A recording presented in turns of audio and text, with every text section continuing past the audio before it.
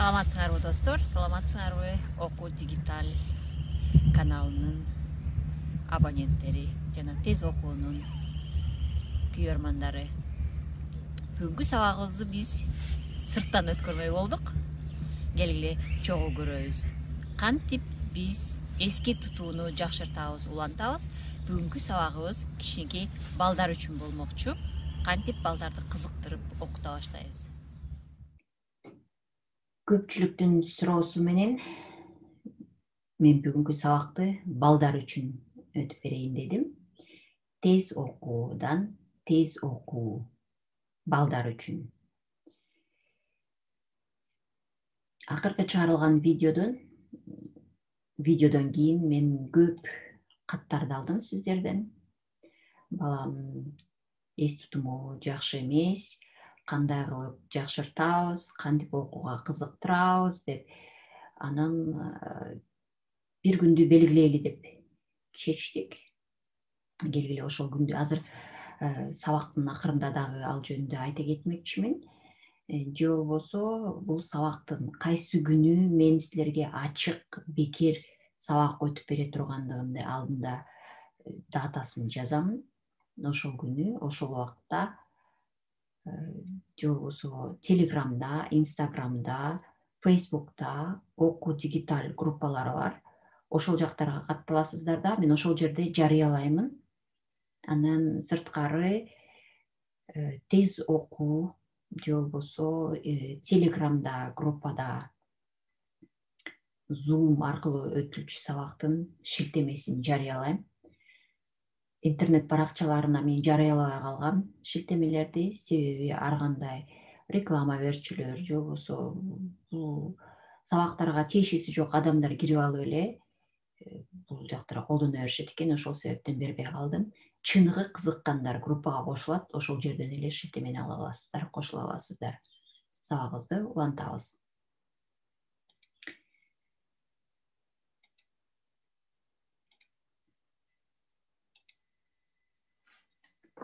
Сабакты баштаардын алдында биринчи эреже: отурган ордуңду даярдап аласың.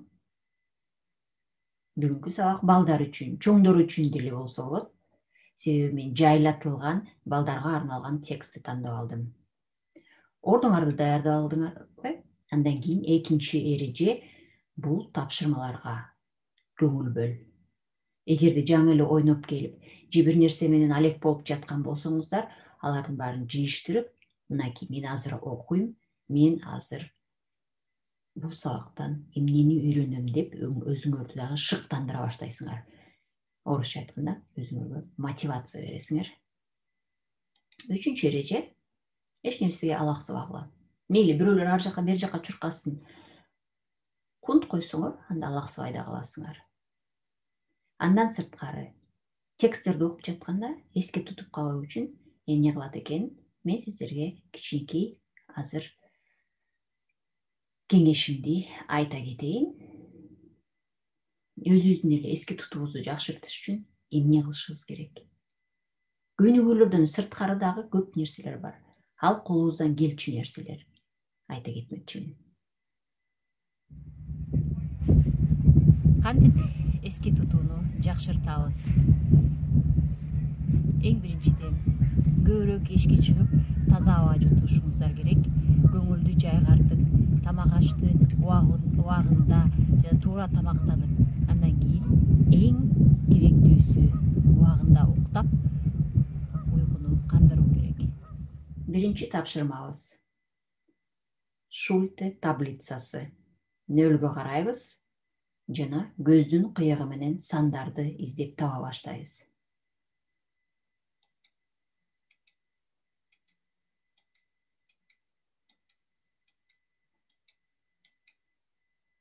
Кийинкиси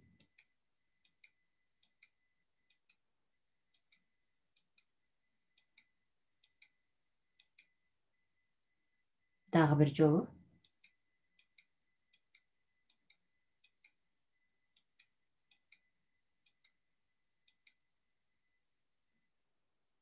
бул жактагы бөлүкчүлөр көбөйдү, сандар көбөйдү. Эки эсе көбөйүп калды. Аракет кылабыз.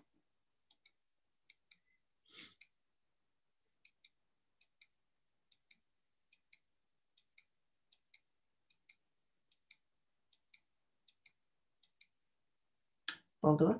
Жетиштиңерби?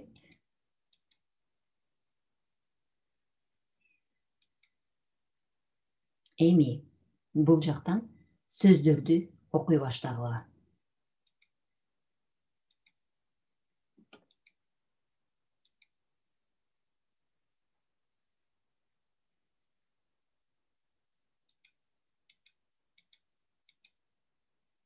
Мен тездете баштаймын.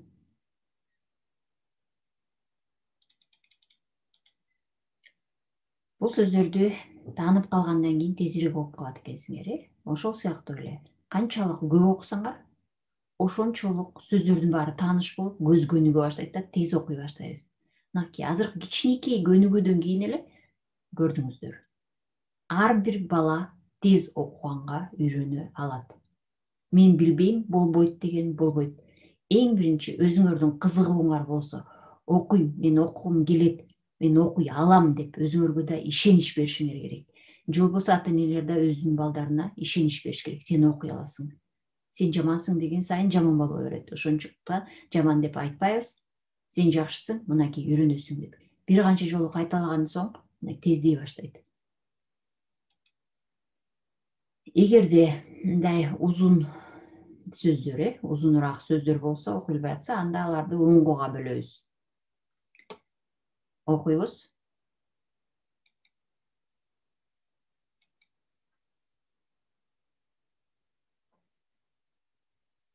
Эмне деген сөз болду? Окуп жетиштиңерби? Кеттик андан ары. Бул сөздөрдү карайбыз.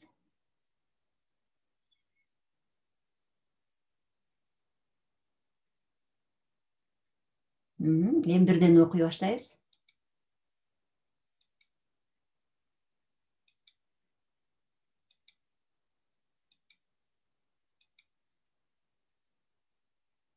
Биз мурда окугандыктан бул сөздөр бизге тааныш болуп калды. Тез окуганга мүмкүнчүлүк алдык. Эми бул сөздөрдү эсиңерге тутуп калдыңарбы? Кайсы сөздөр бар экенин? Бул сөздөрдүн баарын тең акырын жоготуп коебуз дагы. Тапшырма силерге. Кайсы сөздөр бар эле? Эстеп калдыңарбы? Канча сөз эсиңерде калды? Болгону 6 сөз болчу. Эстегиле.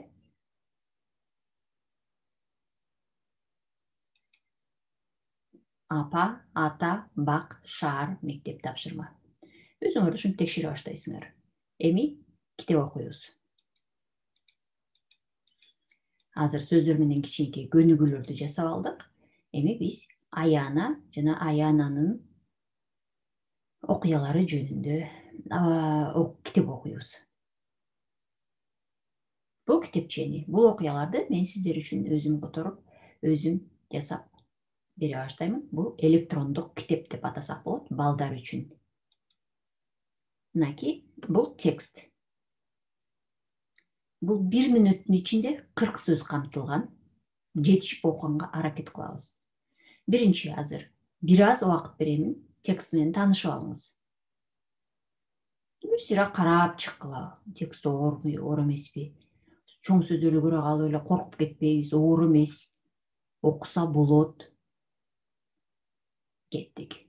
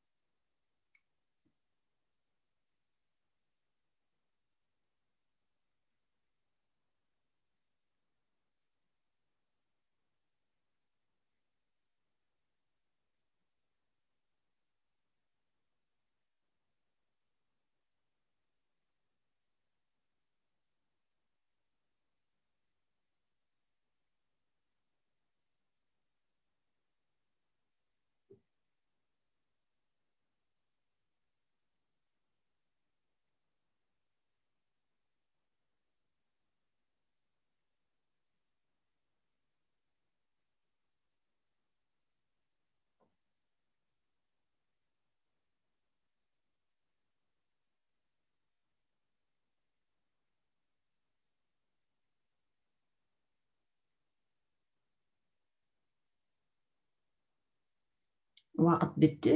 1 минут убакыт. жетишип окуй алдыңарбы? Эми мен окуп беремин. Аяна бүгүн эрте туруп, жакшы көргөн көйнөгүн кийип даярданып жатат. Бүгүн Аяна үчүн эң маанилүү күн. Ал 3 жашка чыгат. 3 жашка чыксаң балдарга кошулуп бала бакчага барасың деген апасынын сөзү анын оюнан такыр кетпей.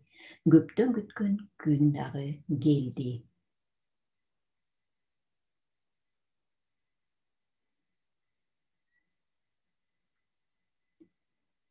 Бүгүнкү күн Аяна үчүн эмнеге маанилүү? Суроого жооп беребиз. Бүгүнкү күн Аяна үчүн эмнеге маанилүү? Жооп беребиз. Түшүндүңөрбү? Текстти түшүнүп калсак, анда жооп беребиз, Аяна бүгүн канча жашка чыгат?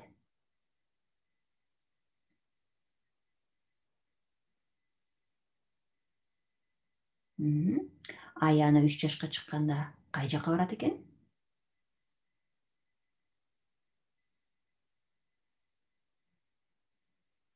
Азаматсыңар жооп берген болсоңор, ал бүгүн эмне маанилүү күн? Себеби анын туулган күнү экен. 3 жашка чыгат. 3 жашка чыкса, бала бакчага барат. Ошол себептен сүйүнүп жатат. Бул эң маанилүү күндөрдүн бири Аяна үчүн. Кызыктуу болдубу? Анда бул окуянын уландысын кийинки сандарда, кийинки видеодо окуй аласыздар. Мен аларды сиздерге тездик менен окуп беремин. Анын башында дайыма кичинекей мындай көнүгүү болот. Сиздер менен чогуу окуймун бир бөлүгүн, калган бөлүгүн мен өзүм окуп берип турмакчымын. Ооба кызыктуу, улантып окуйм дегендер алдында комментарий жазыңыздар.